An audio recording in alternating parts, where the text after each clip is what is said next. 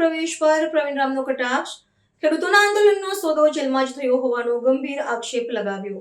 ગુજરાતના રાજકારણમાં ખેડૂત નેતા તરીકે જાણીતા રાજુ કરપડાએ કેસરીઓ ધારણ કરતાની સાથે જ પૂર્વ સાથીદારો દ્વારા આકરા પ્રહારો શરૂ કરવામાં આવ્યા છે.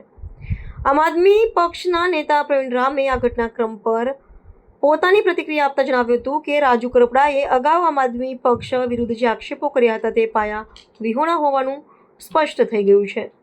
તેમના મતે આ પક્ષાંતરે એ વાતની પુષ્ટિ કરી છે કે ખેડૂતોના હિત માટે લડતા હોવાનો દાવો કરનાર નેતાએ સત્તાધારી પક્ષ સાથે અગાઉથી જ સમજૂતી કરી લીધી હતી. આ રાજકીય ગતિવિધિનું વિશ્લેષણ કરતા જણાય છે કે રાજુ કરપડા ભાજપ પ્રવેશથી ગ્રામીણ વિસ્તારોમાં ખેડૂત સંગઠનો અને વિરોધ પક્ષના વચ્ચેના આંતરિક સમીકરણો બદલાશે. પ્રવીણ રામે ભારપૂર્વક જણાવ્યું હતું કે ગુજરાતના જાગૃત ખેડૂતો હવે સમજી શકશે કે કોણ ખરેખર તેમના પ્રશ્નો માટે લડી રહ્યું છે અને કોણ વ્યક્તિગત સ્વાર્થ ખાતર પક્ષ બદલી રહ્યું છે.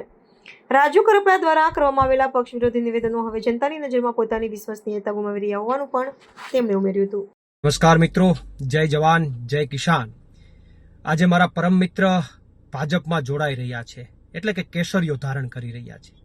અમે તો ડે 1 થી આ વાતને કહેતા આવ્યા છે કે જેલમાં જ આ ખેડૂતના આંદોલનનો સોદો થઈ ગયો હતો.